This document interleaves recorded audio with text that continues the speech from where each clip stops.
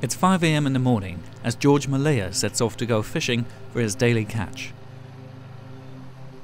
For 27 years, he's been fishing the reefs just off Honiara, capital of the Solomon Islands. But like fishermen around the Pacific, George has noticed the catches are no longer what they used to be. Before we catch fish here, but now fish is a bit less to come in here, and it's not like before. Plenty times we see fish coming up, but now no more, so we have to go far out. And it's further out to sea that the cause for the declining catches can be found. These days, a huge fleet of foreign industrial fishing vessels plies the Pacific, catching tuna to feed insatiable markets in Asia, Europe and the US. The Pacific is among the world's last relatively healthy fishing grounds and provides 60% of the global tuna. But the combined catches of both licensed and illegal vessels have caused a sharp decline in certain tuna species. Scientists warn that particularly stocks of big eye and yellowfin tuna are at risk of collapse in the near future. When we look at tuna stocks today, there really are far less tuna in the sea than there used to be. If we look at the size of the tuna populations, they're a very small fraction of the abundance that there used to be in the Pacific Ocean. The fact is that if we want to have a sustainable tuna fishery that is viable over the long term, then we need to be catching less fish than we do today. The sustainable management of tuna stocks is severely hampered by the operations of pirate fishing vessels. Out in the vast Pacific Ocean, control over fishing activities and enforcement of fisheries regulations are almost totally absent. Many vessels exploit this situation and are effectively stealing fish from the Pacific. In 2006, environmental organisation Greenpeace delivered clear evidence of the extent of illegal, unreported and unregulated fishing activities. Collaborating with fisheries enforcement officers from Kiribati and the Federated States of Micronesia, a number of fishing vessels were boarded and inspected. What we found was that there were significant discrepancies in the way in which these vessels were reporting. Your system is not reporting. What? The findings suggest to us that certainly there is a very high incidence of unregulated fishing practices going on.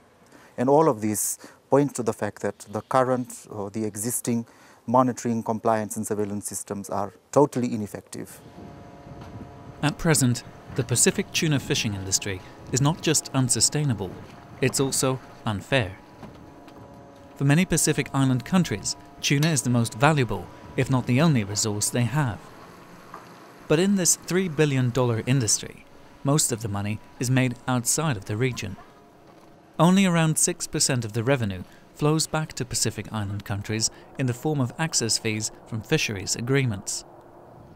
But the Solomon Islands government is one of the countries that intends to break this pattern and take control over the tuna in its own waters. To me, I think the future of Solomon Islands as well as the Pacific region lies in its oceans and the resources in there. So through the tuna resources, I think Pacific Island nations command respect. They also control this resource. People need to understand that this is a valuable resource. They need to be equipped to manage it well, and also to start to realize that the portraying of Pacific Island countries as small island nations must come to an end. The government-owned fishing enterprise Soltai provides the country with tuna and much-needed employment. Its vessels mostly catch their fish by pole and line, a more selective and therefore more environmentally friendly fishing method. The country is investing to expand this fleet and increase the domestic capacity for onshore tuna processing. At the same time, the plans call to restrict the number of licenses for foreign vessels to fish in the country's territorial waters. It's a bold and ambitious approach for a country which has always depended heavily on foreign aid and fisheries access fees and is currently negotiating trade agreements with partners such as the European Union. I think this new policy to more and more, and then completely do our own thing as our industry comes, will be making us more independent of the aid that we're getting now. Yeah? I think we will be putting us towards to a point where we achieve self-determination. But for the time being, Honiara's port is still full of foreign fishing vessels that transship their catches, taking the tuna and the profits elsewhere. A reduction of industrial fishing effort and the establishment of domestic, sustainable fishing enterprises are essential to prevent an impending tuna crisis. But there's another measure which is crucial for the future of Pacific tuna. Marine reserves are areas where all harmful uses of the ocean, including fishing, are banned. A network of large-scale reserves could help protect Pacific ecosystems and the tuna stocks. By locating marine reserves in places where species are at their most vulnerable, in areas where they aggregate, marine reserves can offer them very important protection at critical life stages. Marine reserves can also help us to regulate the impact of illegal fishing by placing reserves in areas that are outside national jurisdiction.